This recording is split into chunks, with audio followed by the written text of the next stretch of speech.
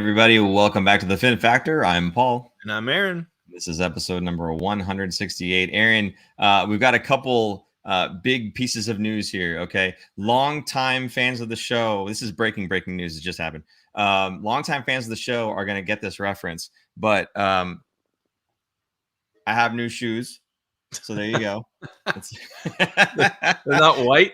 No, they're not white. Yeah, the Wow. white ones literally had holes. So Did you, I had to buy new ones. Did your kids help you pick them out? What's that? Did your kids help you pick them out? Yeah, no, I just went and bought the same exact thing, but in gray. They lasted for years, so I'm very happy with them. Thank you so much. However, the other bit of news here is that we have a fan of the show, actually somebody who's watched and has talked with us. We've wanted to have him on previously, but we just couldn't sync things up. But we've got him now. Graham Montgomery from Dauber Prospects is joining us later on in the show. So if you guys are interested in prospect talk, he's the man, and he will certainly be able to give you all the information that you're looking for. Oh my goodness, did Paul get a new laptop? They want to know. Evening boys, Peter St. John. He always opens with evening boys. How you doing, Peter St. John? But no, I did not get a new laptop, Nick. What I got was a USB splitter, so I can plug things into multiple USBs with the one that I have. There you go. Paul's a tech whiz. Probably built one like MacGyver. Oh, no. Come on now, boys. Come on. It's full of duct tape and bubble gum holding it together.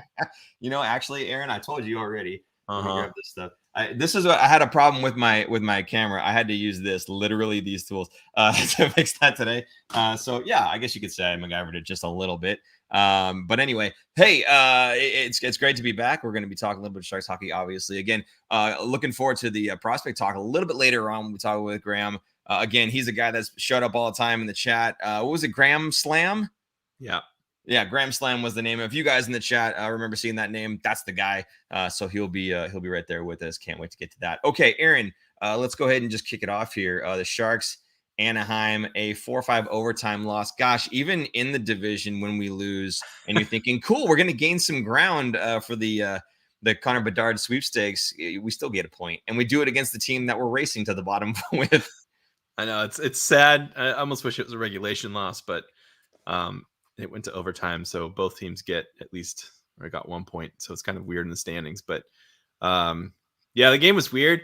LeBanc was credited with 2 goals, and then they reviewed both of them, and they were both given to Timo Meier for tipping him just slightly. So poor LeBanc, man. He's still getting his points, but he's not getting his goals. But both of those goals, I mean, assuming they were LeBanc, he sniped one from I think almost the blue line when he first entered in the zone, and then the other one was it a one-timer from the point?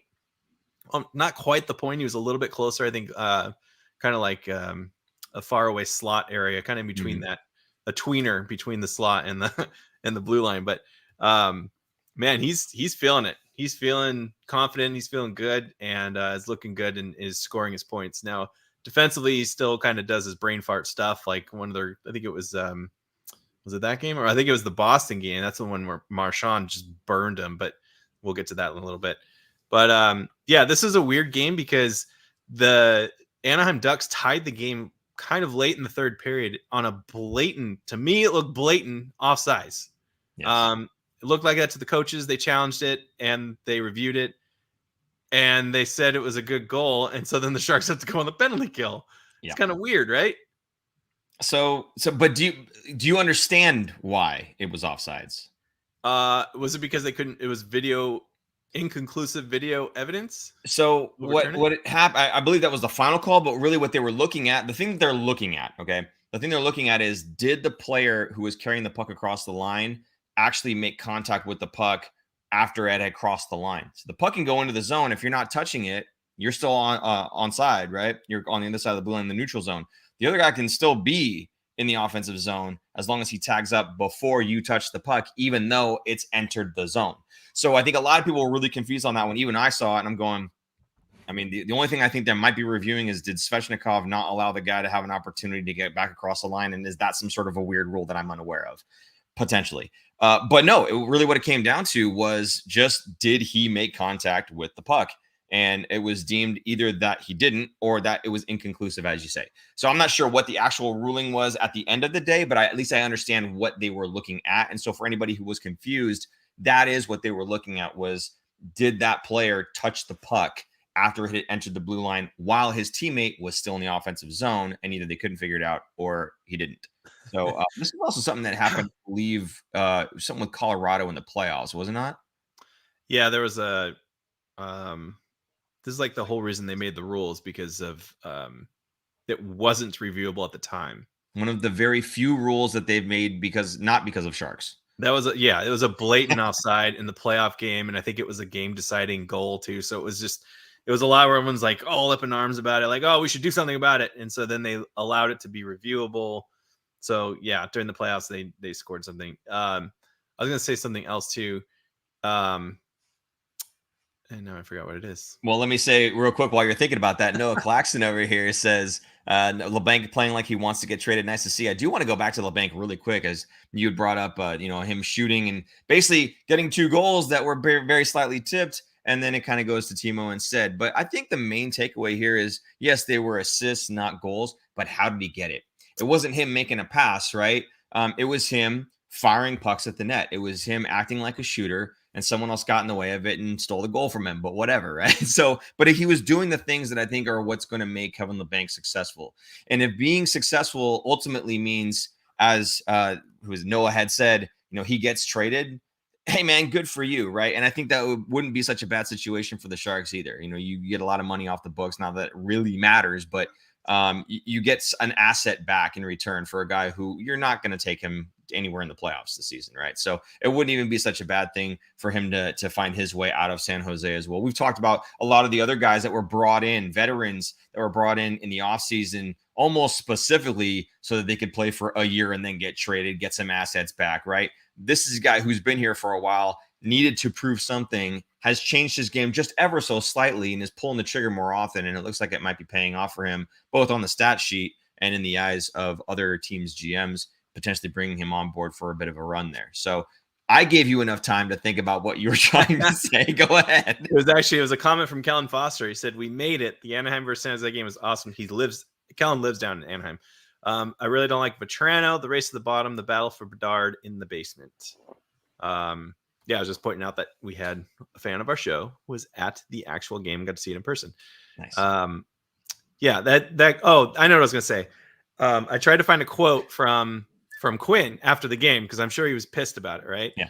So I pull up the video of the post-game interview, and the question was asked, of course, like the very first question was like, oh, that, the goal was offside. Did you guys see it differently? And all he says is no.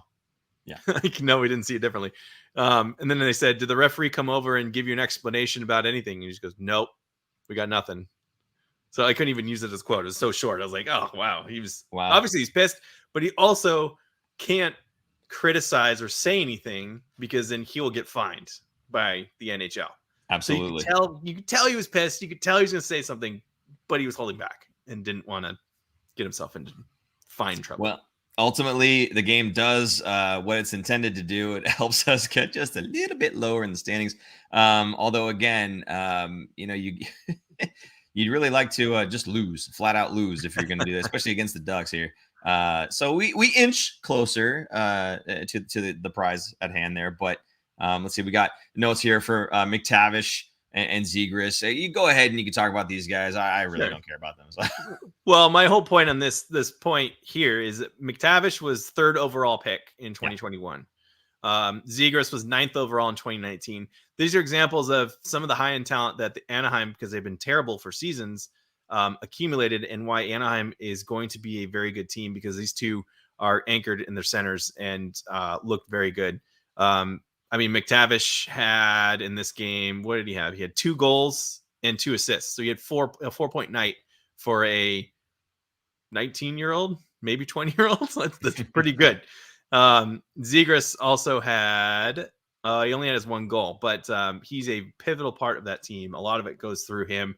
So this Ducks team is going to be scary good in probably another 2-3 seasons. It's similar to when the Sharks played Colorado in the playoffs, the last time they were in the playoffs, and they beat them and Makar showed up. It's like, oh my gosh, all of these, you could tell something was building in Colorado. They're getting better and better. And of course they won a cup a couple seasons ago. So, or just last season. So Anaheim is going to be a tough team. And now if they do tank and they do get Bedard added to this list, this team will be lethal, and Anaheim will be a deadly team. LA is kind of the same way. They've been retooling and accumulating some high-end draft picks. Seattle's another one that's going to have a good 1-2 punch down the center in a couple years. Not yet, but the Pacific Division is not doing so well and are accumulating a lot of high-end assets that is going to be a very tough division in about another 3 or 4 seasons. Also of note in this game, Erik Karlsson picks up some points. So the streak continued 13 games, 14 games, right? Yeah, it was 14 games at that point. However, that does come to an end in the next game against Boston. Before we get to that, though, I do want to remind you guys, if you'd like to support the show, the best way to do that, in my opinion, what I'd like you guys to do, retweet, share, get us out there to your Sharks friends and family, especially, again, we've got Graham coming up talking prospects later on. If you got anybody in your little Sharks circle of friends there that would like to come and check that out and listen to this guy talk, now would be a great time to do that. So please get us out there. Again, like, subscribe, all those things. Do appreciate that, especially, again, if you're not subscribed, hit that notification bell, hit the subscribe button so that you know when we're doing this. You can come on in here anytime, every time you get the notification when we're doing it. We love talking with you guys. The more you know. Super producer Jason's on point today. He's going to have some fun later on, and you'll understand what I'm talking about. I've actually not seen The Thing yet. You guys will see The Thing a little bit later on. I'm looking forward to that. Regardless, moving on to the Boston game, Aaron. What did you think about this game? I know you've got thoughts, and I want to give you the floor here. So Boston just is an elite team. This is the number one team. Again, we talked about this last week. They're playing Anaheim, who is not the worst team, but they're towards the bottom. And then the absolute next night, back to back, they're playing Boston, who is the best team. They are now 32 wins, 4 losses, and 4 overtime losses on the season. That's it. 4 regulation losses. That's insane. So, yes, this team is on fire, and yes, they are good. And yes, the Sharks did not look like they belong in the same tier as Boston. Now, having said that, they did tie the game. So the Sharks were able to come back, but those goals were practically fluke goals. One of them was it Ferrara's goal went off the back of a guy standing in front of the net, the Boston defender. So it was just like terrible luck. It was just, yeah. Anyway, so I don't feel like this is a game that the Sharks, they were in it. It's not like they weren't in it, but I don't feel like they should have won this game just based on how good Boston is and how deep they are and how good that top line of Marchand and Pasternak and Bergeron are. Just insane. They're so good. Taylor Kearney here, echoing the sentiments of many Sharks fans. Let's go Niners, baby. Yes. Taylor, thank you so much for the $2 super chat. If you guys want to go ahead and support the show in other ways, monetarily, of course, you can do that just like Taylor did with the super chat function. You can also do that through Venmo at the Fin Factor if you don't want to do through YouTube here. So again, Taylor, thank you so much for supporting the show. It's $2 closer to my new laptop. I don't have to break out the super glue and the pliers and everything else. So, obviously, thank you, super producer Jason, putting on the bottom of the screen. So as a reminder, visit the website, thefinfactor.com. You can get hats, shirts, canteen. What is that thing? It's a water bottle. Water bottle. I don't know why I can't figure out what that thing is every single time. Ridiculous. Stickers, things, get things, and enjoy it. And then take pictures, just like one of our other viewers the other night had shown us. So I would appreciate that. Okay. Thank you again so much for that. And yes, of course, let's go Niners, baby. Aaron, actually, can you give us a quick update on DeMar's fun thing? How is that going? I know you were looking at it recently and it blew up. His GoFundMe? Yes. Sorry. I mean, the original goal was like $2,500 and a bunch of NFL big name people were donating to it. So the last I saw late last week was over 5 million or something ridiculous. Wow. It's got to be one of the largest GoFundMes that's ever gone through that platform. That platform's probably going, yes, like getting such good publication for doing nothing other than hosting and processing money. But yeah, it's really, really great. And he's doing well. He is breathing on his own. And well, I don't know if he's home yet. I think he's still in the hospital, but he's doing better, much better. Excellent. Good to hear. Taylor, Chiming in, making a difference, $2 at a time. Absolutely, buddy. Hey, every little helps. My grandfather, that's what he used to say. Every little helps. So I do appreciate that. Thank you so much. And Peter St. John would like to let everybody to know, if you would rather support the Peter St. John Hunger Relief Fund, you can donate there as well. Oddly enough, the Peter St. John Hunger Relief Fund is also at the Fin Factor. So feel free to to support that initiative as well. There you go. Oh, and there's the eight? I yeah. can't read that. 8.5. It's too small for me, but yeah, I'm sure people with large TVs, like whoever it was, had the 75-inch, 85-inch that was flexing on us the other day. It's $8,556,380. There you go. Oh, super producer Jason trying to help us out there. Do appreciate that. Okay, great. So yeah, the Karlsson point streak comes to an end at 14 games. Aaron, still very historic stuff here. 2 goals, 20 assists. That to me says I can make anyone around me better. Yep, when absolutely. you can, for 14 games straight, and you get 2 goals but 20 assists, I don't care that he's a blue liner. That is making everyone around you better. That is earning your 11.5 million. That's for my take on that. Again, I love the guy. I think he's doing a great job this season. I think he's kind of taken a lot of flack from Sharks fans for a long time, and he hasn't really been healthy this whole time. He hasn't played as many games in a row, I think, in previous seasons as he's done maybe so far. He's had 50 games, but they kind of been broken up. So I don't know. I would love to see him make it to the end of the season, even if it's not in teal, right? We talked about this before, but even if it's not in teal, I'd love to see him make it through an entire season injury-free. Gosh, what a milestone for this guy who was so good prior to his injury and still was very good. But gosh, it just seems like it was hampering him, constantly being out with a little thing here, a little thing there, takes him out for weeks at a time. So I'm just really happy for the guy. Yeah, me too. I love watching him play. The way he skates and his vision on the ice is just, it's every time he's on the ice, something happens, right? Either a goal for or against, but something happens. I see Kellen saying, if only he could have made Merkley better too. Too soon. Sorry. We are going to talk about Merkley. We will talk about Merkley a little bit later on. So hold that thought. Okay. Just hold that thought. But there were some other comments in there earlier about him, but we will talk about him in a little bit. All right. Sounds good. So he's leading.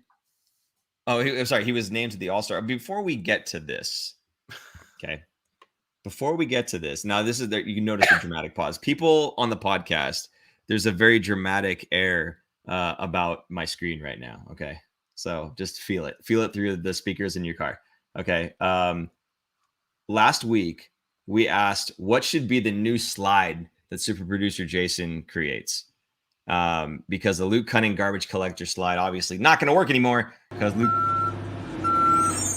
Thank you. Because Luke Cunning is out for the season. Super producer Jason obviously giving it one last plug right at the end there. But what you guys said was that we needed to have an Erik Karlsson slide. Now, I think, Aaron, that this is the best opportunity right here because we're about to launch into a little bit of a discussion about Erik Karlsson being named to the All-Star team and did get a point, which this will be the slide for when he gets points. He did get a point previous to the Boston game, did not in the Boston game. So is there anything you want to do to set the slide up, or do we just let him go? Well, for longtime fans, early on, we had a slide for Joe Pavelski, kind of like I think it was a goal watch or something. We were trying to keep track of how many goals he had by the end of the season. And so it was Joe Pavelski and an eagle, and he was giving a big thumbs up, right? American flag in the background. Yeah. So this is something similar. So this is the slide that we came up with for Erik Karlsson. So now now you said we, but you and I have not seen this yet. We haven't seen it, but we gave him some directions on what we were looking for.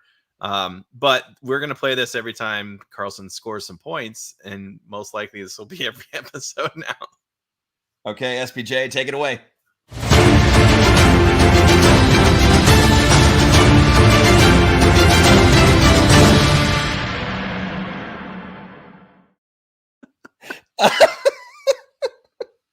Oh my god! Oh, that's great.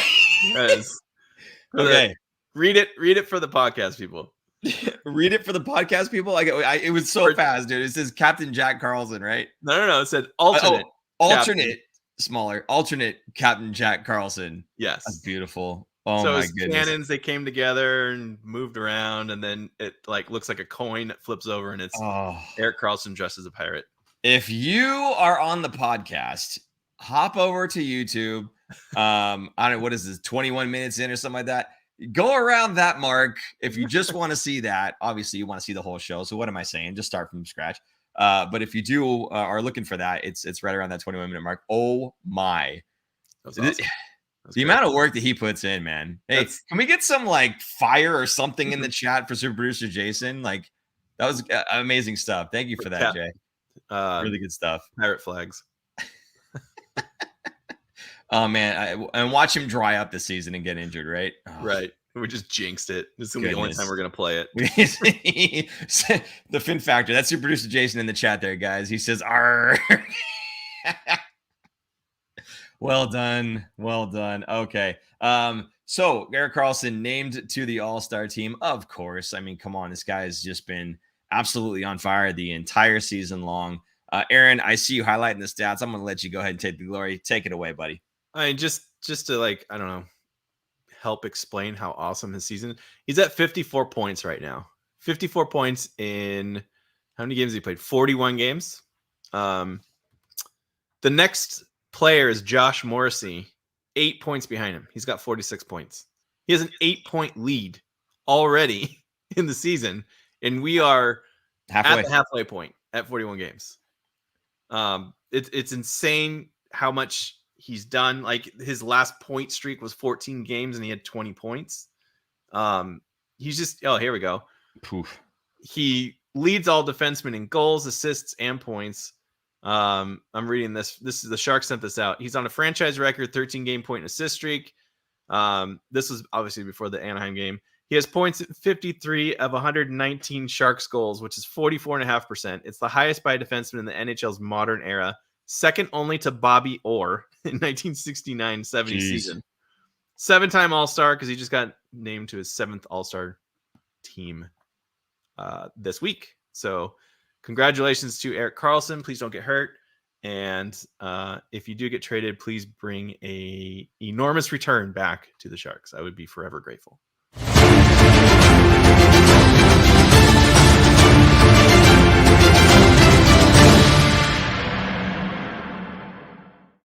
That is our segment on alternate Jack Karlsson. Yes. Oh my God, I love it. Oh man. I hope by the way, 8-point lead is awesome. I don't want to throw any shade to Morrissey though. For over a point per game on the blue line is phenomenal. It's just Eric's better.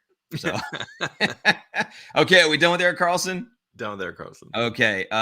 So we talked him up a little bit. Graham Montgomery from Dauber Prospects is here. He's waiting in the wings. We're gonna go ahead and bring him out right about now, super producer Jason. There he is. Hey, Graham, how you doing? I'm doing pretty well. And just one thing I'll add really quick about Erik Karlsson. He's having this season on this Sharks roster. Imagine if he was on the Bruins or Vegas or, just saying. Imagine the season that he got traded here. Yeah. Or the season he got traded, and if Brent Burns wasn't here, then what would have happened? Yep. So, Graham, you are working for Dauber Prospects. Why don't you just go ahead real quick and just kind of tell us what it is that you do, and then we can kind of launch into what we wanted to talk about. So right now I actually cover the Islanders prospects because that was the team that was available. I would have covered the Sharks, obviously, if they were available, but they weren't. So take the opportunity that's given to me. But I also have my own YouTube channel where I break down draft eligible prospects, and that's my long-term goal is to get into scouting professionally. I also write for a website called half-wallhockey.com. It's established by another YouTuber by the same name, and I have a few articles about draft eligible players for this draft on that website already. My latest, I believe, is on Adam Fantilli. So you can go ahead and check that out if you want to. Very good. We also, in our description down below on the YouTube channel, we have Graham's YouTube channel, so you can go check it out. easily. Just go click on it. And it would appear that the people do recognize you because Nicholas Egan shouts out in chat, Graham. So we got that. Graham is also in the fantasy hockey league that Paul refused to join. I think Nick is in the fantasy league Nick too. is in as well. Kellen is in there. A number of guys that are here with us today in the chat. Very cool. All right, so you mostly cover the Islanders, but you're just kind of a prospects guy in general. So what we were asking you to do was if you can kind of give us a rundown on the top 5 prospects, and then we'll kind of launch into something more Shark specific maybe from there. But give us your top 5. Who do you have? Well, my top 1, this might surprise some people, but it is in fact Connor Bedard. He is, I mean, I've only been doing this this is my 2nd season. So although a couple years ago, actually, before I got into this seriously, I did scout a couple players, namely JJ Peterka, who is on the Sabres. I thought he was the best player available that could have fallen to the Sharks. The Sharks ended up taking Ozzy Weisblatt with that pick. Eesh. Yeah, that's not saying I'm better than pro scouts, okay, but JJ Peterka has kind of turned out a little bit better than Weisblatt so far. But anyways, in my opinion, I think Bedard is the best prospect since at least Matthews, McDavid, maybe. Not that he's the next McDavid, but it's a similar caliber player. I think Bedard is easily going to be a top 5 player in the NHL. So anybody who doesn't have him at number 1 they're just trying to get clicks. My second ranked player, I'm sorry, Aaron, did you want to say something? I was just going to ask about Bedard. How soon do you think he would be rising to the top of the league? Would he be playing right away next season after he's drafted, depending on the team, I guess? And then would he be a leader, kind of like McDavid hit the season running when he first started? You know what I mean? Yeah. So first, I don't think it really matters what team drafts him. Whoever drafts him, he's playing in the NHL next year. And I would expect him to probably score like 75 to 90 points in his rookie season. The main problem is going to be defense. He's not good defensively. Of course, that is a thing with a lot of young players and prospects in general. But Bedard is just shoot. He literally regularly gets 10 shots on goal. And that's not shot attempts either. That's 10 shots actually on goal so often in games. And I mean, it's the WHL, it's not the NHL, but it's obviously going to be a lot harder to get shots on goal in the NHL. But the way he plays the game, he's going to rack up points. He's going to get assists on rebounds and things of that nature. You know, he's not a great playmaker, I don't think. He is an above average playmaker at best, relatively simple, makes smart plays when they're available, like on a 2-on-1. Like, he's not just going to shoot every single time on a 2-on-1. He will pass it. Or if he's like in the corner and there's a guy in the slot, then, you know, he'll try passing it there. But one problem actually with his game that he had earlier in the season that he's kind of dealt with was he was just shooting from absolutely everywhere, which I don't like because, you know, if you're shooting from the blue line, then you're not going to score very often. But he has started to shoot more he's been a little bit more selective with where he is shooting from. And even then, he's still getting a million shots every game. In his first game back from the World Juniors, which was tonight, I believe, he had 6 points, including 4 goals. So he's an offensive machine, and I expect him to immediately produce at a first line level in the NHL. And at his peak, we're probably talking about 120 points plus. The league seems to be going in a direction that's more offensively oriented, with guys like McDavid hitting 150 points. That might be a little bit more of a regular occurrence. And I think Bedard is one of the next players that I think has a really good potential to do that. So he is definitely a franchise changing player, not just a franchise player, but yeah. Okay. Okay, so that's Bedard. Yeah. My second ranked player is Adam Fantilli from Michigan. And in a lot of other drafts, he would probably go first overall. If this was last year, he would have gone first overall easily. And he's also going to play in the NHL next season, I believe, regardless, unless he chooses to go back to Michigan, since he is a college player. A lot of college players will do that to try and win a championship because, they're pretty close with their teammates. And those college championships mean a lot to those guys, and they're still a good team this year. So he might choose to do that. I suspect he will choose to play in the NHL, though.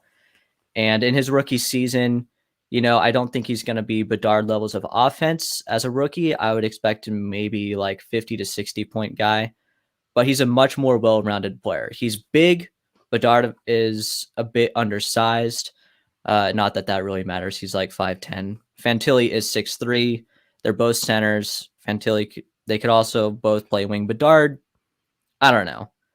I don't know if Bedard's going to end up working out as a center in the NHL because of his defensive deficiencies.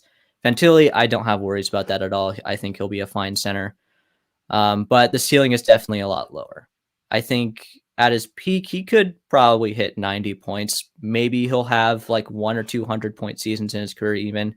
But realistically speaking, Fantilli, you're getting the best prospect in your prospect pool for any team that doesn't have Bedard. For sure. And the Sharks, for sure, Fantilli would be their best prospect if they landed Fantilli, but not exactly franchise changing. But still a very, very good piece to build around. He will be a first line center for a long time in the National Hockey League, I suspect. It's kind of like, I would say, not that he plays like him, but like Logan Couture, kind of, where he's at his peak, he's maybe a 70 point player, 80 points. I think Fantilli's ceiling is higher than Couture. Okay.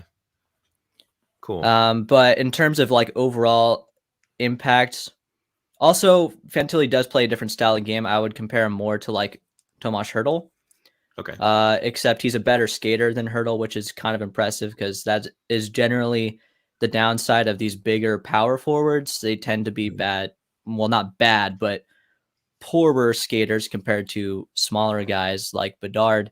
But he's a really good skater. He has really great hands. He has really great tools, and it's rare to have that combination of size and skill, especially with forwards. So Fantilli, yeah, I think he's going to be a more impactful player throughout his career than a guy like Logan Couture. Not to discredit Couture or anything, because obviously he's been a great player for the Sharks. And obviously for folks listening, it would help making the comparison that you've done there with Hertl as opposed to saying Couture. So as you move on with the other prospects, if you can kind of do the same thing that you just did, say, he's comparable to this type of player, even if it's not a Sharks player. Okay. I think that'd be awesome. All right. Well, my next player is probably I'm also going to end up comparing to Tomas Hertl, I suspect, and that is Leo Karlsson. To me, Karlsson, so he's my third ranked player. Him and Fantilli are relatively similar. They're both big. They're both like 6'3". They both are centers that can play wing. They both have good hands. I think Fantilli probably has a better shot. And I think Fantilli's offensive ceiling in general is a little bit higher. I also think right now he's the better player, which is why I have him ranked ahead of Karlsson. Now, Karlsson is playing in the SHL. He has 14 points in 25 games, which is really impressive because it's really hard for draft eligible players to score in men's pro leagues, especially the Swedish Hockey League, which is arguably the best European hockey league. A lot of people would probably say it's the KHL, but personally, I don't know. The KHL isn't that good. But yeah, Karlsson and Fantilli, I think, are relatively similar players. Karlsson is probably not as good of a skater, and his defensive game is not as good right now. And I think those two things are the main things that separate them for me. But in terms of offensive ceiling and like long-term impacts, I think they're going to be very similar. Both probably going to be first-line centers with probably regularly putting up 90-point seasons as well. Wow. So if the Sharks let's say they win the lottery to get the second pick, Mm-hmm. they don't get Bedard, do you think they would lean towards the Swedish guy, being they have Karlsson on the team? And Eklund coming up. And Eklund, right? I have no idea, to be honest. The last draft for me was kind of weird because obviously we had Mike Grier come in, and it didn't really feel like a draft run by Doug Wilson Jr. You know, we've seen the type of players that he likes to draft, and generally I think Doug Wilson Jr.'s philosophy at the draft is pretty similar to my own. Tends to draft players that I like, outside like the Weissblatt pick as an example. But this last draft was kind of weird. You know, they passed on Brad Lambert, which to me, Brad Lambert screamed Doug Wilson Jr. type pick, and they passed on him. They passed on guys like Jagger Firkus, and they went with bigger, safer players. And for those on the podcast, I just did air quotes when I said safer. It felt weird. But the thing is, Mike Grier came in very shortly before the draft. It was all the same scouting staff. They didn't change any of the scouts for that draft. So I'm not sure how much influence Grier had on that or not. So I don't know what to expect from the Sharks at this upcoming draft. That being said, I get the impression that they would probably lean towards Fantilli, partially just because he's like Canadian. I think there is a general slight bias towards larger Canadian players, especially ones that can play like Fantilli's, even though they're very similar. They have very similar play styles. I think just having that long history of experience on North American ice, since there is a difference in the ice sizes, I think they're probably going to lean towards Fantilli if they were to pick second overall. Cool. All right. And hopefully the Sharks don't fall down to 4 or 5, but if they happen to, are we still talking about the same tier of player at 4 or 5 as you would be at 2, 3? There's one player, in my opinion, that potentially could be in that same tier, but he is a lot riskier, and that would be Matvei Michkov. So right now, I don't really have a 4-5 set, so I have a few guys that I'm going to talk about here. But Michkov, to me, the ceiling is the same as a guy like Fantilli or Karlsson. Both of those guys, though, I think are going to be better playmakers than a guy like Michkov, but Michkov is a goal scorer, and he fits a need because the Sharks do need goal scorers. You know, up until this season, none of their prospects have really been known for scoring goals, you know, except for Daniel Gushin. But Thomas Bordeleau has scored a lot of goals this season for the Barracuda, but his entire development process up until this season, he's been more of a playmaker. So I don't know if that's just like a one-year fluke thing or how that's going to translate to the NHL or not. But in general, they do need goal scorers at forward, and Michkov is one of the best goal scorers in this draft, arguably number 2 behind Bedard. But that is basically the only thing that he does well. I mean, that is an exaggeration. I mean, he's still a supremely talented hockey player, but he doesn't play great defense. He's not a great playmaker. He kind of has the same tendency as Bedard to just shoot from all over the ice, which, you know, when you can score from all over the ice, shooting from all over the ice isn't as big of a problem. But he's also Russian. You know, there's things going on in Russia right now, and he is signed for a few years. That part doesn't really worry me anyways, because I believe he's signed until he's 22. So he's going to come over as a 23-year-old, which is when a lot of prospects would be coming up anyways. So that part doesn't really worry me. But because of the way he plays, I just feel like his game is a lot riskier. So I don't know how far he's going to fall. He definitely has fallen coming into this season. It was pretty much Bedard and Michkov. And you go back 2 seasons, it was even more so those were the top 2 guys. But now he has fallen. Some people have him as low as like 7 or 8. I think I've seen him even outside the top 10 on a couple of lists that are from actual like pretty legit lists. These aren't just like random people like me, but yeah, so I don't know. Michkov is a little bit of a wild card for me. Other guys kind of in that tier though, where the ceiling is not as high, but I think are like in that second tier behind the top 3 are Edward Sholl.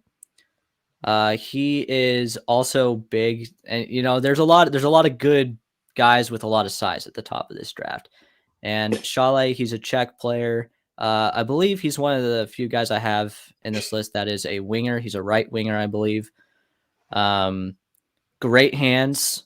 He has a pretty good shot. He's not as good of a finisher as any of the other guys I've talked about so far, but he's not gonna struggle scoring goals in the NHL. He should at least be a consistent 20 goal scorer. But put the right guys around him as well, and he could be a great playmaker. And just another power forward. Again, another guy that I would compare to Tomáš Hertl. And with Sholl, actually, I would say his ceiling is probably pretty similar to Hertl, maybe slightly better if things go really, really well. But if the Sharks landed him, I would expect a very similar type of player that they have gotten from Hertl. And then the last 2 guys that I have in this tier are Will Smith from the U.S. National Team Development Program, who admittedly I haven't seen as much of as these other guys, so I can't comment as much on the specifics of his game, but I know when I see a good player, and he's a good player, and he's also rising on a lot of boards right now. I don't believe he played at the did he play at the World Juniors? I'm not going to comment on that because I actually don't know. But yeah, he's a good goal scorer. He's a well-rounded player, relatively good defensively. I don't think is as big as the other guys either. Nothing really stands out as like a standout skill that he has. Whereas, like Sholl, his stick handling really stands out to me. Michkov, the goal scoring. With Smith, it's all just at a high level, but nothing like at a super high level. And then finally, I have Matthew Wood, who's a really interesting one. He was a guy that I was not really that high on coming into this year. He played in the BCHL last year, which is Junior A. So for prospect nerds, that is a step below Major Junior. So you have the CHL, which actually has 3 leagues in it, the WHL, which is the league that Connor Bedard plays in, the OHL, which is Ontario, and then the Quebec League.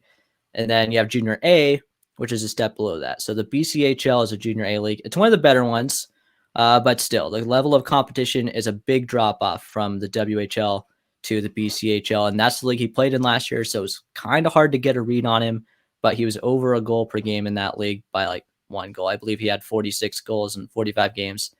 But he's playing, I believe, in Northeastern. He's definitely playing NCAA, and I believe he has 15 points in 22 games. He is a really good finisher, though. He's another guy that doesn't have a problem scoring goals whatsoever. And I am usually a little bit more skeptical of that type of player, especially when you're drafting this high in the draft. There's players who really only score goals and don't do much of anything else. I feel like that doesn't necessarily project to the NHL that well, especially when they're first trying to break into the league. If you're not scoring goals and you're not doing much of anything else either, and you're a rookie, most coaches are scratch you, or you're going to get sent down to the HL, and it can be a really tough transition for those guys. They're either kind of a boomer bust type player, but I think Wood has kind of proved me wrong a little bit this year. He's played really well against much tougher competition in the NCAA than he played last year, and I think he's rounded out his game a little bit, and he still has that great shot. So I suspect he is going to be one of the later guys from this list to be drafted. I don't expect him to go top 5, but you never know. There's an outside chance that the Sharks could land him, especially if maybe they move up the standings a little bit and are drafting like 6th, maybe he becomes an option there. But yeah, those are really the guys, at least with the first pick that the Sharks are going to have in this draft. Those are the guys that I would really look into. Awesome. Sorry, I got a frog in my throat. How did these guys do in the World Championship that just concluded this last week? Okay, so let's see. Well, Mishkov didn't play. Yeah. Chalet, I don't think played. I didn't see the whole tournament. I was busy, but it's all on YouTube. I don't know if that's very legal or not, but it's there. So I will be catching up in the next couple of days. But really, the World Juniors was the Connor Bedard show. I mean, what can you say? I think he had like 26 points in 7 games or something. He was absolutely insane. Actually, we do have a graphic. Yeah, you could go ahead and throw it up. So this is expected primary points, and this is only at 5-on-5. So on the left, you have different teams. So all the NHL teams that had players playing in the tournament, and then those are their prospects. So towards the bottom, you can see the Sharks, and they have Phil Bystedt there. Yeah. So he had an expected primary points of a little over 3. And, Bystedt did have a good tournament, by the way. But that red bar is Bedard. So there was only 4 teams who their entire prospect pools had more expected primary points than Connor Bedard did at the tournament. And all of those teams had at least 3 players. Buffalo had 3. The Rangers had 4. Montreal had like 6. And this is one guy. I've never seen anything like it. Even Connor McDavid didn't perform like this in the World Junior Championships. Granted, it's a small sample size. It's just one tournament, but he was absolutely insane. It's a big deal because you're in the spotlight and kind of shows like which players are going to be ready for the show and who can handle being there, So it is a small sample size, but when you see prospects falter that are supposed to be really good, that kind of makes you go, ooh, maybe they won't be cut out for this kind of line work. Yeah, and one thing that was also really interesting and really valuable information that we got about Bedard, I think, is actually not from any of the games. It was after the gold medal game, they were interviewing him, and the reporter asked him, I don't remember the question specifically, but they asked him roughly like, you just had this crazy historic performance, what does that mean to you? And he basically said, I'm not here to talk about myself right now. We just won this tournament. This is about the team. And, I thought that response was really mature. And I think it tells you a lot about his character, which is something that, as somebody who scouts based off video, that's something that I don't really get any ideas of. That's the one big advantage of being able to scout in person is you can interview the players and you can get an idea of what they're like personally. And I think ultimately, I do think those things do matter. I think at times it gets a little bit overrated, but it does matter to an extent. And I think that was really valuable information to get from Bedard. Now, as far as other players at the tournament, Fantilli was there, a bit overshadowed by Bedard, of course. But you know what? He had a pretty good tournament too. I believe he was a point per game, or he might have had like 8 points in 7 games or something like that. And he was playing pretty much 4th line minutes. I mean, this is the World Junior Championships. The vast majority of the players on all these teams have already been drafted. They're mostly NHL affiliated already. So to even be playing in this tournament as a draft eligible player is really tough. And to be getting 4th line minutes and still be producing at a point per game, that's still really impressive for Fantilli. Karlsson had a great tournament as well. I thought he, interestingly, showed some chemistry with Bystedt.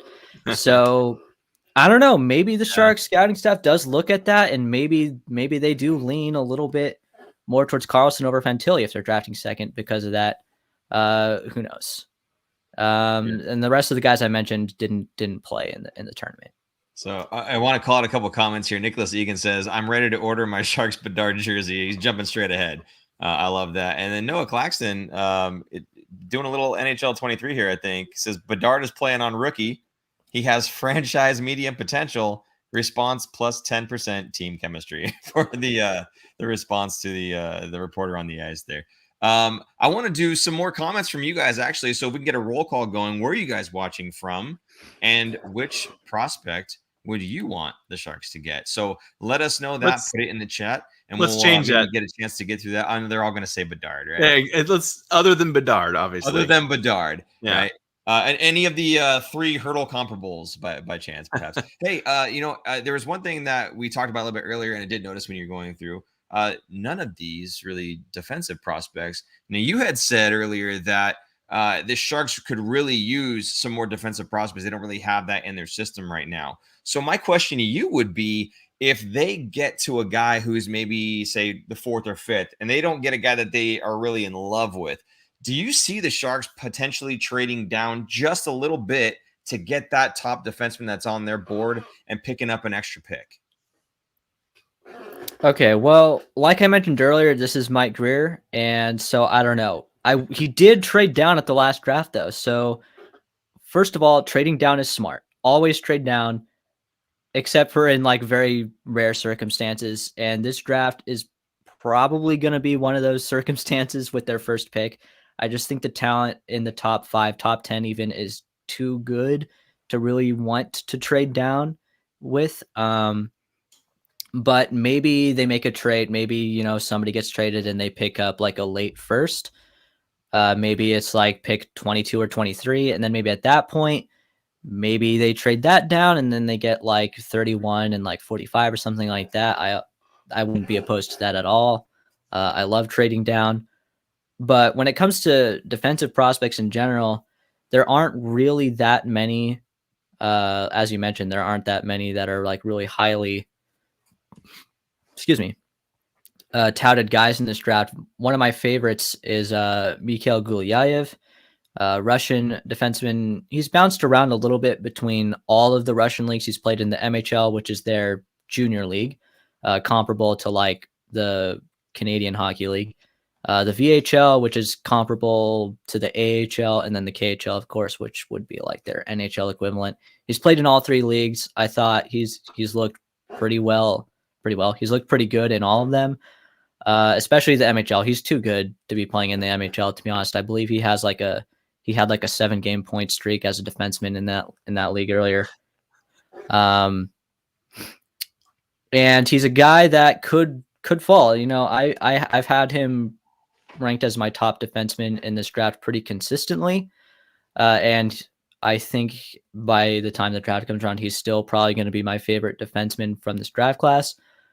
But I don't think he's going to be the first one off the board. In fact, it's really hard to say where he's going to get drafted because there were a few Russian players last year that not only myself, but a lot of people were pretty high on, and they got drafted well outside the first round.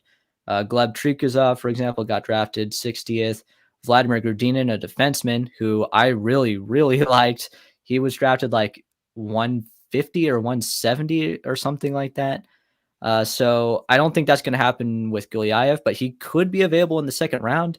The Sharks do have their second round pick, so maybe they could get him there. Cam Allen is a Canadian guy, I believe playing in the OHL. Was a guy a lot of people were really high on coming into the season. Hasn't really produced like a first round talent so far this season, at least. Could fall, could be available in the second round potentially. Lukas Dragicevic is an interesting one. He is probably not going to be available in the second round, but for different reasons. He's actually producing very well for a defenseman. He's over a point per game last time I checked. He had like a 15 or 16 game point streak last I checked. He's playing in the WHL. But the thing with him is I've actually watched him quite a bit because I was intrigued by his production numbers earlier in the season, and his team kind of sucks. He plays for Tri-City, which is actually an American team in the WHL, and he's the best player on the team. So what they do is they establish the zone, they get the puck to him, and he does stuff. So of course he's going to generate points that way. It's kind of similar actually to the way Bedard plays because his team also was really bad. But there's a little bit of a difference in the skill level between Bedard and Dragicevic. Also, Dragicevic is a defenseman, but he has a good shot. But other than that, I feel like he's just kind of getting points by the sheer volume of plays he's making. Nothing that really stands out to me as being particularly projectable to the NHL, because NHL defenses are a lot harder to score against. So maybe a guy you want to avoid if we are getting like a late first round pick, maybe you try to avoid him there because I think he's a little bit overrated right now. But if he's available in the second round, maybe in the middle of the second round, if we get a pick there, or maybe, I can't see him falling much further than that. So maybe you can get him there. And then David Reinbacher, actually, who is a guy who played at the World Juniors, Austrian, playing in the Swedish junior leagues, I believe, but did play at the World Juniors and had a pretty good tournament.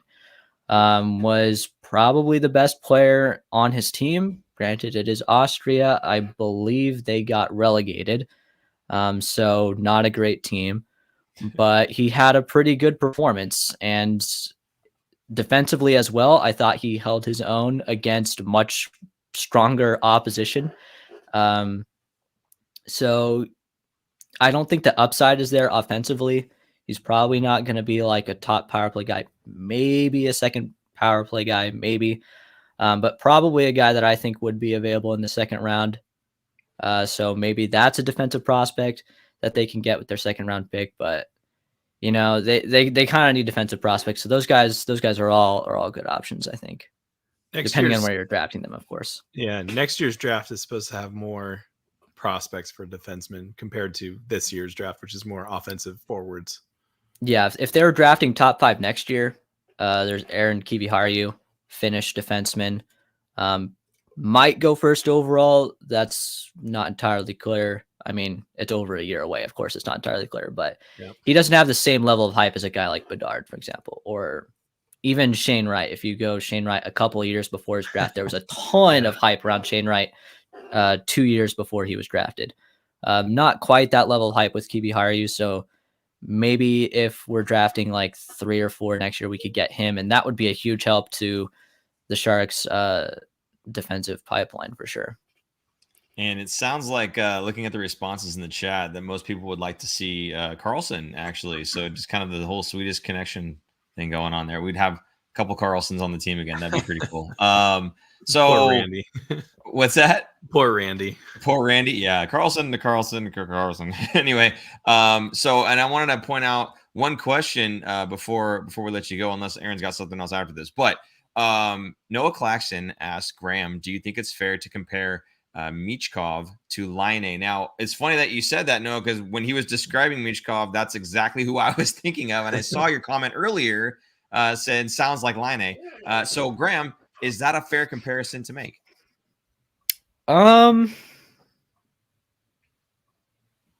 He's on the spot. Yeah. I think so. I haven't watched him enough to make that comparison, sure, because a lot of these other guys, like everybody playing in North America, it's really easy to watch. There's a subscription service for whatever league they're playing in. For Russians, if they're playing in the MHL or the VHL, it's easy because they stream all their games on YouTube. They're playing in the KHL, that's a different story. It's a lot harder to watch those games, so I haven't seen as much of him. They have been banned from international tournaments for the time being, so I didn't get to see him at the World Juniors either. So I'm still confident in my assessment that he is a shooter and not much else. But would I compare him to Patrick Laine? I guess so. I think that's a bit of a superficial comparison, but stylistically, they're relatively similar. Very good. Graham Montgomery from Dauber Prospects. Why don't you plug yourself one more time? Let people know how they can find you, the different platforms that you're on. Go ahead, take it away. Yeah, so you can find me on Twitter. I tweet a lot because I'm chronically online. My handle is Grahamslam YT. You can find me on YouTube. My channel name is Grahamslam. Once this stream is posted as a video, I'll be sure to leave a comment in there, and you can just click on my name. Oh, there it is right there. I appreciate that. One thing you find is super producer Jason is always on top of things. So I appreciate that. Thank you, Jason. The link is also down below in our description of this video, so you can find another clickable link too. And then finally, you can find me at Dauber. I mean, I can't imagine there's many people watching this that are interested in learning about the Islanders prospects, especially because they don't really have that many interesting prospects either. But also, you know, I'm working on other things. I got some things cooking, so we'll see by the end of the year, beginning of next season, maybe we'll have some other projects going on. But that's where you can find me. Excellent. Very good. Hey, Graham, thanks again for stopping in, man. We do appreciate the expertise. It's nice having you in the chat. It's better having you on video. So again, thank you so much for popping in, and we'll have to talk about getting one of those mics. Here's my mic for the people that want to see it. Not quite as cool as Graham's on screen there, but certainly gets the job done. So thanks again, Graham. Appreciate you, bud. Absolutely. Thanks for having me. All right. Okay, Aaron, we are back, just the two of us. I'm sorry, guys, in the chat. It's just us now. Not as fun.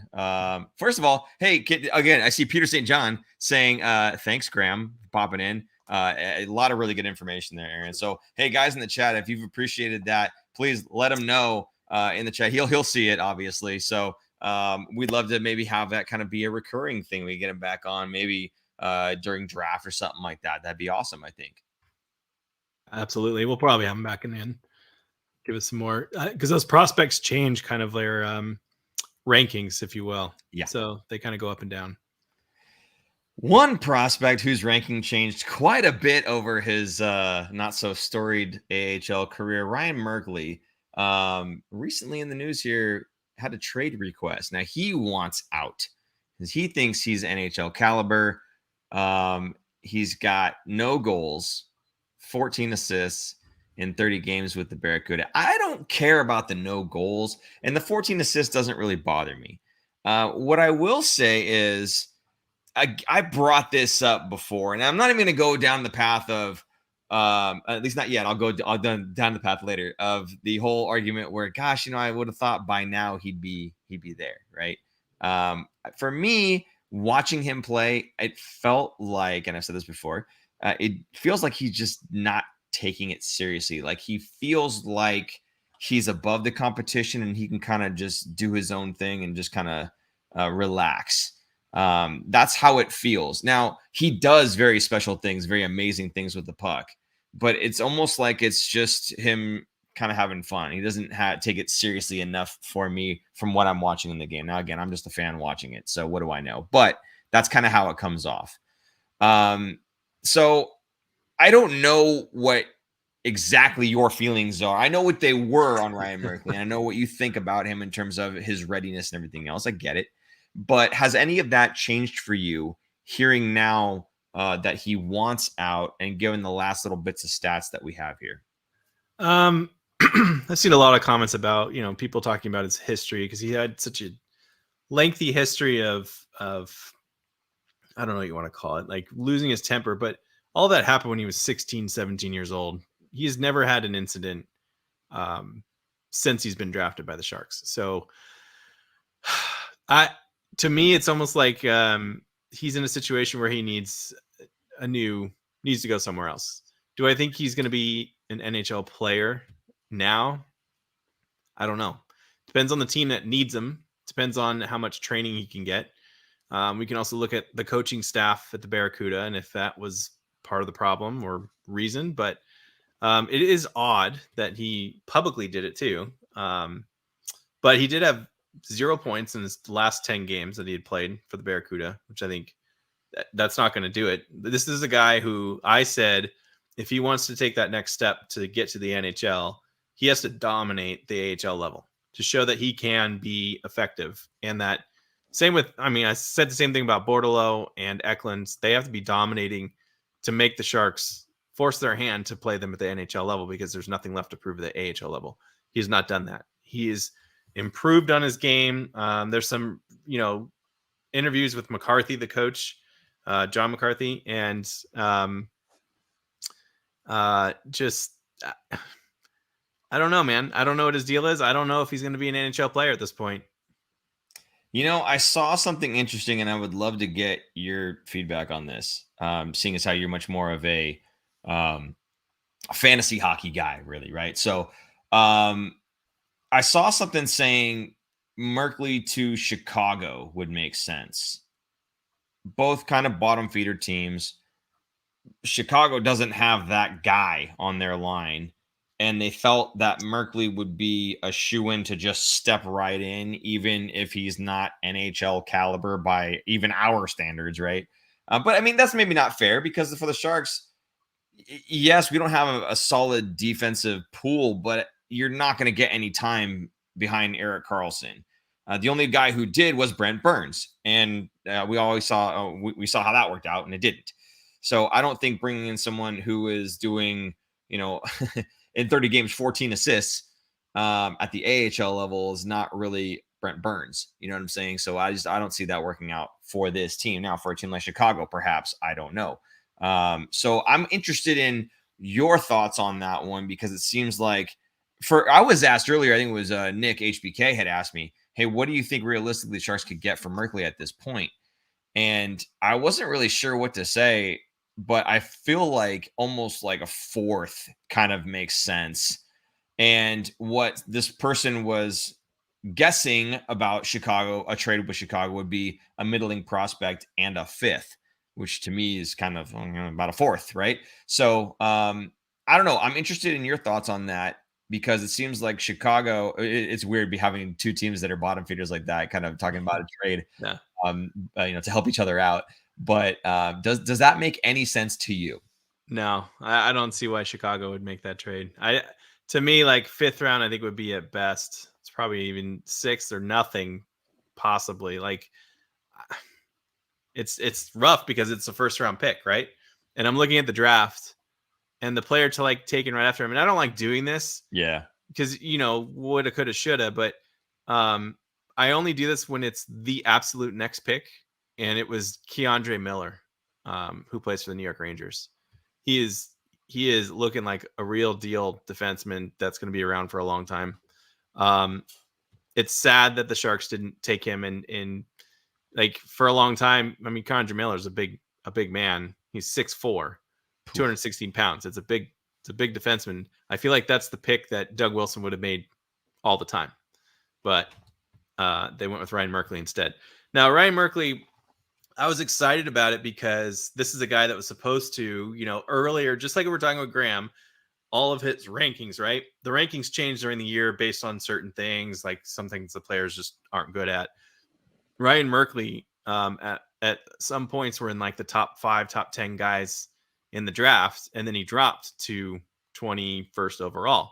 So the Sharks were taking a chance on a guy who had the ability to be in the top 10 prospects of that draft year. And it just hasn't really panned out. So I feel bad for Ryan Merkley, but I'm hoping, because I never want to see anyone fail, like him as a person. I would like to see him go to another team and actually thrive and play in the NHL. I don't know if that will happen, but I want good things for people. So I'm not so sure what the return will be. That's the problem. A fifth round pick, sure. That sounds about right. Maybe another project player, like someone who's on another team that didn't pan out and they need to get rid of him or move him, a change of scenery kind of situation. I could see that happening. Aaron says, I don't like to see anybody fail. Also, Aaron, gosh, I hope the Sharks lose. We can get Bedard. I meant personally. I don't like to see personally fail. I want a whole lot of personals on a team and make up a team, Aaron. There's a light at the end of the tunnel, and that light is a freight train called Connor Bedard. Well put, my friend. Moving on from Ryan Merkley. I mean, I don't know if there's really anything even to say about it, but okay, we'll take a look at the comments here. Merkley will not bring back much unless he's part of a package, says Anthony Sanchez. He wants him to get sent to Arizona. Yeah, I don't even think Arizona would want him. I don't know. They're taking everybody, buddy. I mean, the Merkley only should have way been dealt that a season Chicago, ago. the only reason Chicago would make sense is because they want to tank more, so they would take him on and play him. Now that's harsh. Hey, you know what? Ryan Merkley might be a longtime listener of the show, and you just threw down like that. That's rude. I love it. Noah Claxton said, "Send him and Timo to New York for Laffy in his first." I still don't think. Well, with Timo Meyer, maybe for Lafreniere and the first. Yeah, I don't see they wouldn't send first with it. I would say they would send Lafreniere. He was a first overall pick. Yeah, I mean, this guy is destined to make it, and if he doesn't, then he'll end up like who was the guy from Edmonton that was who? I still like Ryan Merkley. Oh yeah. Well, no, there's a guy that Edmonton took first overall, and he's Yakupov. Yakupov. No, Yakupov. Thank you. Yeah, he had the sliding on the knees Sully across center ice, and that was about it. So yeah. There you go. I think Merkley gets traded for a prospect or AHL player 1-for-1. Kellen, to be fair, he's an AHL player, so yeah, that does make sense. We're just like the GMs, man. We value our own prospects a lot more than they probably should be, right? So Merkley had potential, but history on Sharks development is horrid. He just isn't ready for full-time NHL. I don't know that I pin this on Sharks development necessarily. He did have issues, as we knew going into it, but I feel like a lot of those issues got cleared up.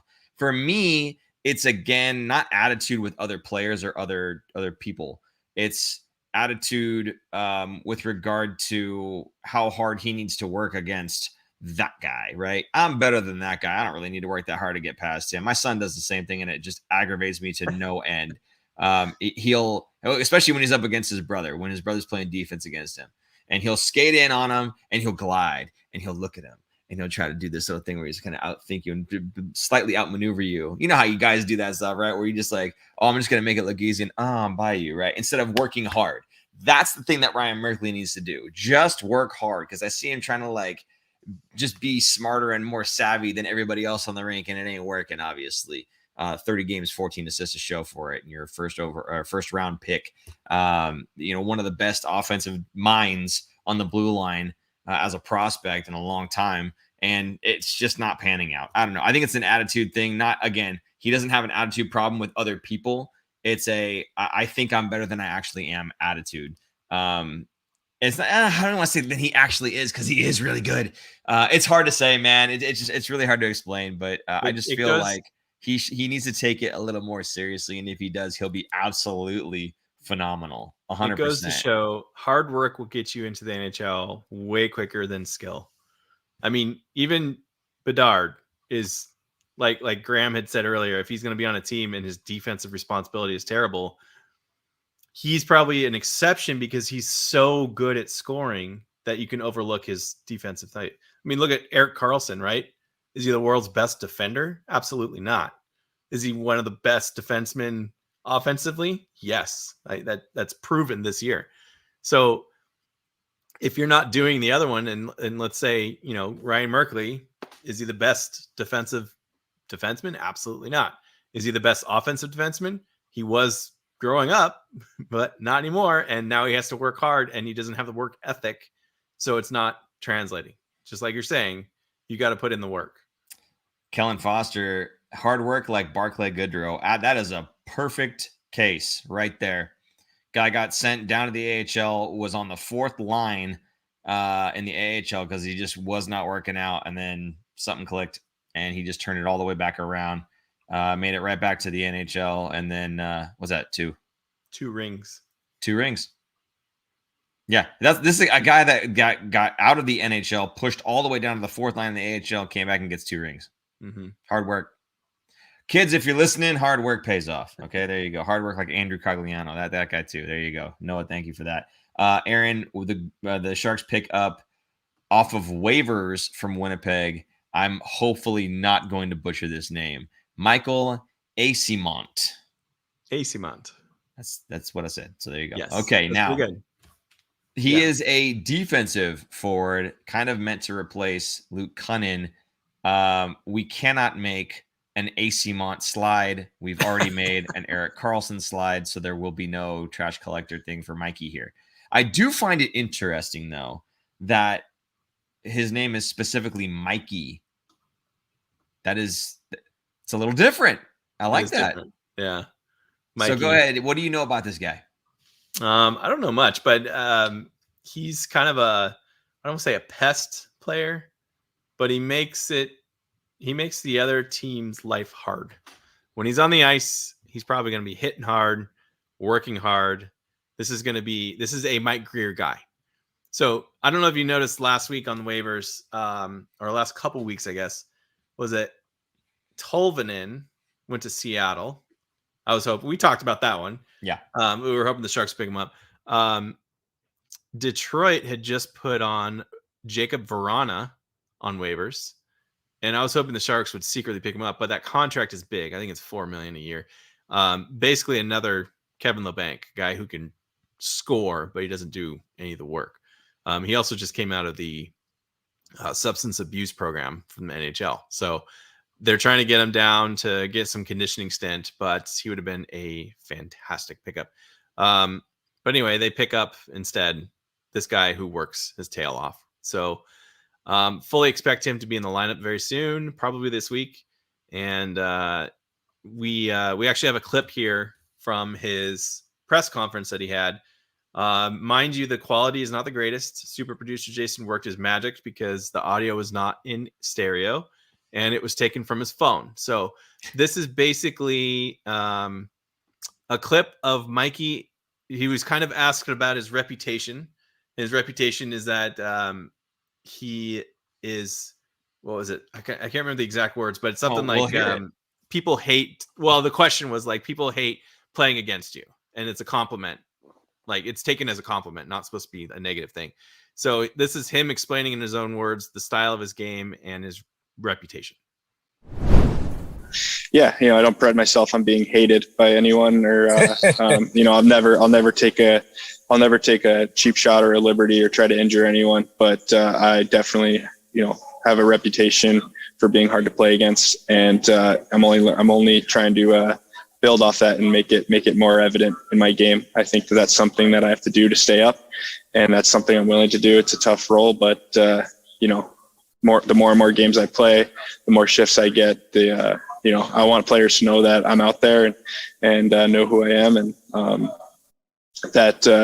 not going to put up with anything. Stand up for my teammates and like you said, be hard to play against. Gadjevich? Huh? Like a Gadjevich? I mean, his career, he's got 19 games, a goal and 4 assists, +5, 7 penalty minutes, 26 shots. Penalty minutes. Yeah. Look at his AHL stats. So I don't think it's a Gadjevich. I think it's more like Luke Cunnin, like a hardworking guy who is going to stick up for his teammates.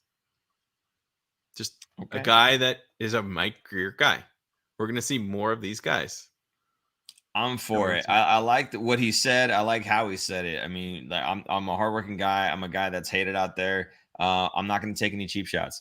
I like that. I respect the hell out of that. So I'm looking forward to it. I'm looking forward to seeing him jump in there, suit up in teal, show what he can do. So I'm for it, especially if he's a little more on the defensive minded side of things. I think that can only help this team right now. So he played for the Manitoba Moose last season. In 58 games, he had 18 goals, 24 assists. So he had 42 points in 58 games, 90 penalty minutes. Okay, that's not bad. It's not bad. He's a power forward. Yeah. But I think at the NHL level, he's not going to be scoring like crazy. No. He's going to be more of a third, fourth line grinder guy, but he does have the skill to score. Like, he does have the ability. So I think more than Gadjevich, more along Cunnin, sorry. Cunnin, yeah. Kind of like that. I really thank you, Super Producer Jason, for the Cunnin slide. I really want you to respond to Anthony Sanchez here. How many fourth liners do the Sharks really need? So far, personally, I'm not holding much hope on Grier's plan. I would like you to respond to this. Sure. Right now? Oh, yes, right now. Grier is putting into place a new culture. And we've talked about this the last 3 seasons. That's what the prior coaching staff was trying to change, the culture. The The culture now with Grier at the helm is you're going to work your tail off every night. The younger guys don't really do that. They have to learn it. The more skilled guys, same thing like Bordeleau and Eklund, they're going to have to work their tails off. So he's changing the culture, changing the team, changing the way you have to fight for a spot to get into the lineup. Not literally fighting, but like you have to be performing well in order to get into the lineup. There are a lot of third and fourth line guys, and these are also going to be trade chips because Grier is slowly, he's not going to change it. Now I saw a comment earlier about, I think it was from, who was it? Anthony Sanchez. Here it is. I found it.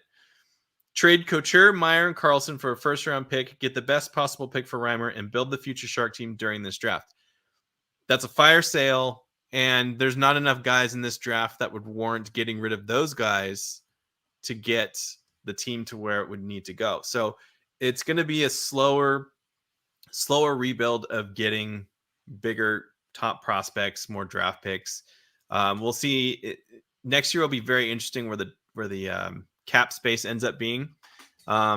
Unfortunately, I think it might be only $1 million and not the $4 million increase. So you're going to see a lot of teams still slogged and not moving pieces. If it does go up to $4 million, I think we'll see a lot more movement with teams trading away some players and moving around teams. But anyway, it's I'm getting kind of ahead of myself, but he's changing the culture of the team to show that you need to be a hardworking guy to get into the lineup. That makes sense? Yeah, Anthony. Wasn't it Anthony whose wife was throwing shoes and stuff at him for talking? I was talking about trading Brent Burns, right? There's certain things, Anthony, you got to realize. One is on this show so far we like Mike Grier, so you better watch what you say, my friend, because this shoe might go flying through the screen right now. You just wanted to show your shoes again. I do. I like. They're really nice. DCs. You should check them out, guys. Anyway, so the more you know. I'm kind of in that boat myself. I like what Grier's doing right now. This team is not trying to turn itself around this season. If we can get some third and fourth line guys, frankly, if Eyssimont is a guy that you can claim off of waivers and that's a trade target at some point, that would be an absolute win, right? You pick him up basically for nothing, and you can get an asset back for him. That would be a 100% absolute win.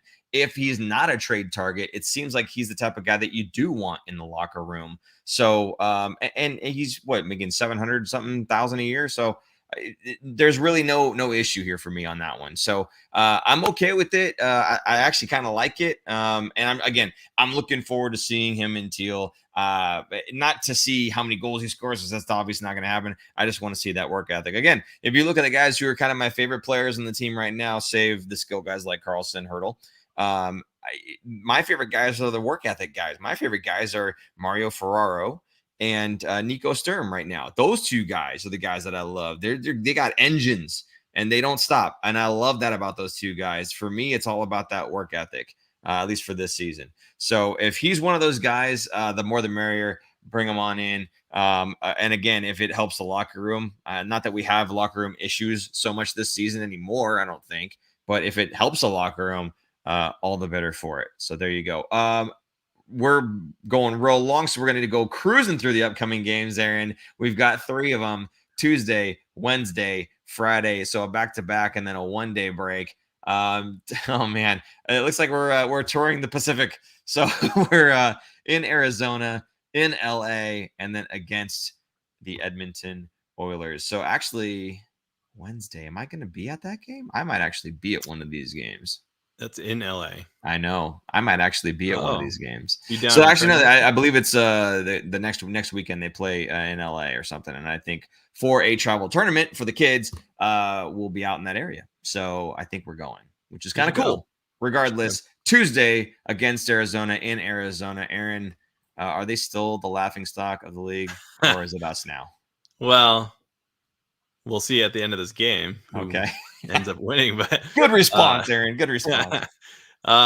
They'll be playing at a college hockey rink for this game because the Arizona Coyotes are using the Arizona Sun Devils stadium. So they did I think they built some temporary locker rooms for the NHL players now, so they actually have a legit space, whereas earlier it was just a curtain. Like, it was not cool. It's unreal that the NHL is playing in a 4,000 seat stadium for college players. It's weird that they're there, but it's really weird and really kind of embarrassing that it's going to be the next 4 or 5 years they're going to be there, because they need to get a new deal to build a new stadium or new arena, which they're constantly working on. So it's not like a temporary, it's getting built and we're playing here for one season. It's well, this is our home and hopefully we can have another one. But if you're down in Arizona, I think it would be really cool to go to a game there, because it's so intimate and small that you're going to be super close to the ice. It's definitely a different atmosphere. What are you going to say? Equally as cool if you're in San Jose to go to the Barracuda games. I'm telling you, it's fun to watch. Go to Texas Arena, check it out, and you get the same atmosphere that you get from an Arizona Coyotes game without the travel. So, and the skill level is about the same too. So there you go. Really, no reason to go to Arizona. Just head on down Texas Arena, give them a look. Arizona right now is only 1 point behind the Sharks, but if you go by point percentage, which is the way I do it, since the Sharks have played more games, they're actually below them in the standings. So Arizona has 11 regulation wins, and the Sharks have 9. Noah they're has bad. A great comment. What? Noah has a great comment. Oh, what is it? Take it. Imagine Arizona wins the cup on home ice at Mullet Arena. Yeah.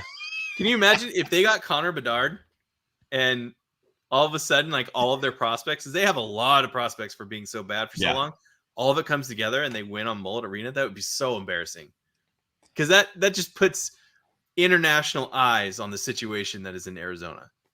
Just crazy. Crazy.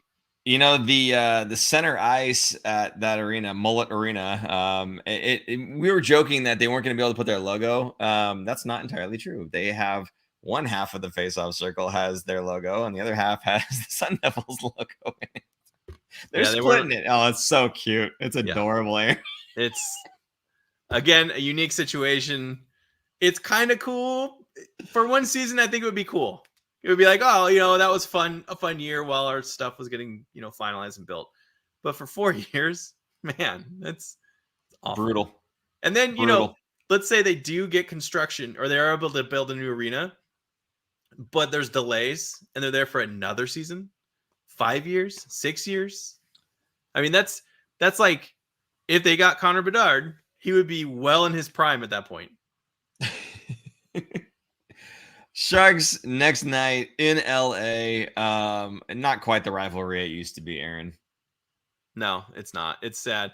I mean, it's still like, there's still a lot of Sharks fans that are in LA and they go to the games. It's fun. Same with Anaheim, LA, and Arizona. There's a good chunk of Sharks fans that show up. So they're fun to watch at home on TV because you hear the cheering when they score goals. Yeah. So it not quite like a home game, but it's noticeable on TV.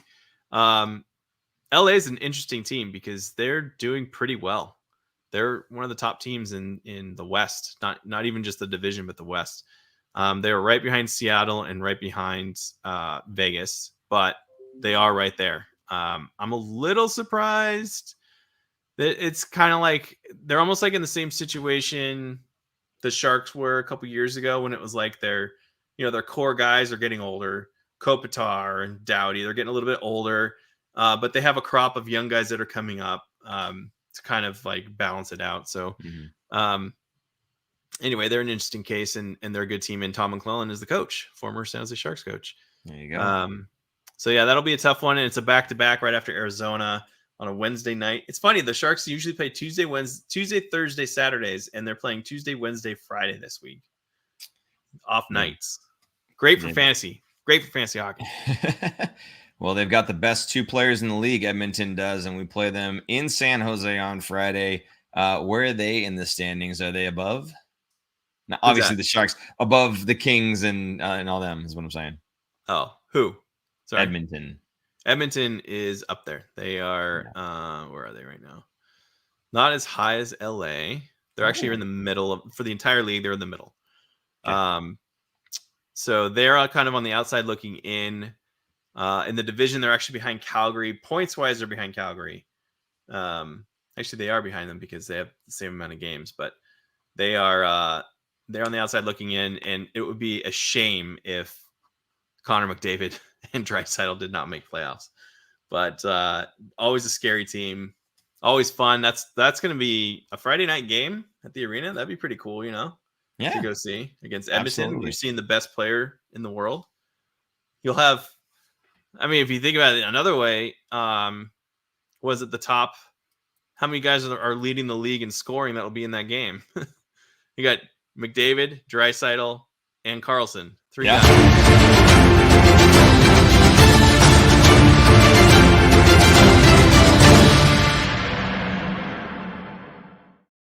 The timing was so perfect. 3 of the top 7 scorers in the NHL will be in that game on Friday. Thank you for doing that, Super Dishes. I was going to ask for that one more time, but you just inserted it perfectly. I didn't even do anything. That was great. Anthony Sanchez says the San Jose LA game will be on ESPN. Get ready to listen to horrible announcers. We talked about this before. We're okay with the announcers. We know it's tough for these guys. There's not the team that they normally cover. They're covering different teams all the time, and nobody seems to like her name, Leah Hextall. And I get it. We're very spoiled having Randy Hahn doing the play-by-play, and either Drew or even Hedekin doing the color. But I cut these guys just a little bit of slack, I think. But and we have a $5 super chat from Edgar V. Thank you so much, Edgar. It says, hello from Anaheim. I tweeted you guys from the game last Friday, always at the Honda Center supporting the Sharks. Well, hey, Edgar, thank you so much for being an awesome Sharks fan in Anaheim. Do you live? He lives there, or he says he's always at the Honda Center, so I'm guessing he lives on that direction, unless you're just constantly making trips. But yeah, again, thank you so much for the super chat. Do appreciate that. We've got a couple of these tonight, Aaron. Yeah, thank you guys. That's amazing, and keeps the lights on. And maybe I can buy a camera that puts me in focus, because this thing is just killing me right now. Hey, sooner or later, and hopefully sooner, we'll be back in studio. We've got some big plans. We've got everything kind of drawn up. We're just need to put it together, I guess is really all it comes down to. So hopefully we won't need this setup very soon. So we'll see. But hey, I do appreciate you guys sticking around with us as we've been kind of snot and duct taping this thing together. Me with my USB dongle, and Aaron with his blurry face. So thank you guys again for that. Last thing here, I'll be at the February 14th game for San Jose versus Pittsburgh. Hope to see you all there. I maybe, are we going to be there for that one, Aaron? I don't think I'm not probably going to be there. I don't know. It's a whole month ahead. No, probably not. Okay. We'll see. If we can make it, we'll certainly let you know, Kellen. But thank you for that. Born and raised in the OC. Oh, Edgar, what are you doing as a Sharks fan? Born and raised in the OC. Not that I'm complaining, but that's pretty amazing that you're born and raised there, and that's not the team you're rooting for. But there you go. Okay, Aaron. Any last second thing for anyone else here? Man, it's a long one, so I think I'll just let him go. I think you're right. Before we let you go, I just again want to say thank you so much to Graham Montgomery of Dauber Prospects for joining us, giving us a lot of good information. We got a lot of good responses in the chat. People seem to like it. They were enjoying all the information from all those prospects. So please, he gave you all that information. The information will also be down in the description down below there. So if any of you guys would like to follow Graham, especially on his Twitter account, because he'll say lots of things about just prospects in general, and he's a Sharks fan. So follow him there. Absolutely a lot of fun doing it. We'll have him back on, hopefully, I'm sure closer to like draft day, something like that. So fail hard for Bedard. There you go. Almost talented. Appreciate that. We were saying tank hard for Bedard. Tank hard for Bedard. Yeah. But fail hard works for me just as well, buddy. Okay. Again, thank you guys. Yeah, Noah says tank hard. Thanks again, you guys. Do appreciate you being here in the chat. Appreciate the super chat. You guys supporting us. Again, if you'd like to support us and get something back, head over to thefinfactor.com. We've got hats, shirts, sweatshirts, water bottles. I got it this time. Stickers, fanny packs, all kinds of crazy stuff there. Go ahead, check it out. Do appreciate it. And again, if you can hit us with a like, if you're not subscribed, do that. Hit the notification bell. You know when we're doing this awesome stuff. And I just really appreciate you guys No, I'm not going to say that on the air. And that's going to do it. So for Graham Montgomery and for super producer Jason, I'm Paul. And I'm Aaron. And we will see you guys next week. Bye-bye. Bye.